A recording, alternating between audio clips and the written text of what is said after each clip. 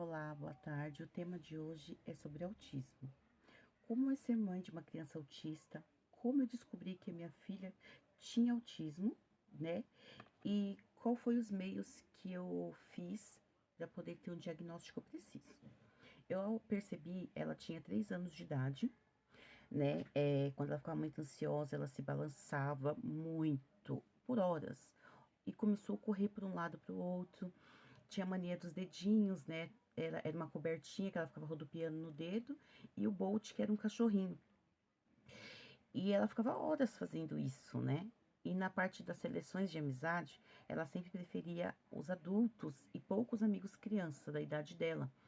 Na época eu achei estranho, né? Porque eu falei assim, deve ser porque eu moro em apartamento, deve ser por isso que ela não sai, então ela não tem contato com crianças. Mas isso foi mudando, cada vez foi ficando mais estereotipada. E aí, quando ela ia completar 7 anos, eu fui atrás, né? Passei ela com o pediatra, a pediatra pediu alguns exames, ela foi encaminhada para neuropediatra, depois a neuropsicóloga, depois ela passou com a fono, até chegar ao diagnóstico que ela tinha autismo com síndrome de Asperger. E assim, ela pediu pra gente fazer isso antes dela completar 8 anos, e sim nesse período dos 7 para os 8, para poder focalizar bem algumas coisas sobre ela. Eu já sabia, já tinha uma noção que ela tinha, já tinha percebido, por isso que eu fui atrás. E a gente tá com o diagnóstico na mão, a gente tem aquele momento que a gente chora, fala assim, meu Deus, eu tinha razão. Mas e a aceitação, e o amor que não pode mudar. Ah, meu filho é autista. Gente, as pessoas têm que entender que o autismo é uma condição genética, né? Não é uma doença, não é nada assim que vai passar para o outro. É outra coisa que ela fazia também. Quando ela ficava muito ansiosa, ela se mordia. Ela tinha mania de se morder para demonstrar que ela tava com raiva, né?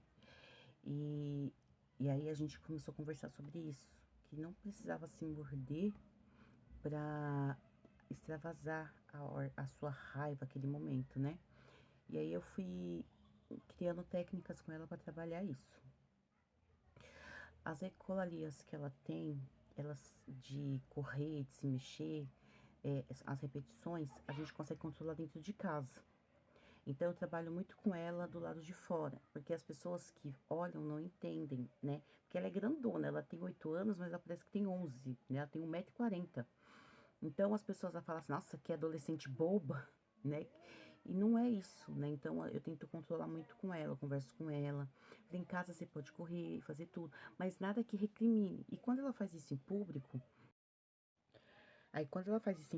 eu tento conversar com ela, falo, nega, tenta controlar. A gente tô com uma tosse, perdão. Aí eu vou trabalhando isso com ela, graças a Deus, hoje melhorou muito, muito. Ela absorve muitas coisas, né? Ela é muito sentimental. O autismo dela mexe com sentimentos. Então ela fica alegre demais, ela fica triste demais, tudo dela é a mais, né?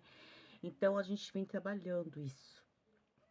Trabalhando com muita paciência, trabalhando com muita disciplina, mas que não falte amor. E graças a Deus, assim, quem olha pra ela fala, nossa, ela não parece, ela não precisa ser assistida por ninguém na escola. A gente consegue fazer um trabalho legal. Não sei o que a adolescência nos espera, mas eu estou pronta pra ela. E ela sabe que ela tem a mãe dela que ama, ela sabe que tem a mãe dela que ama, e que, independente de qualquer coisa, eu vou estar lá com ela, vou apoiá-la. E o principal é isso, o apoio, o amor, né? E não tem problema que supere.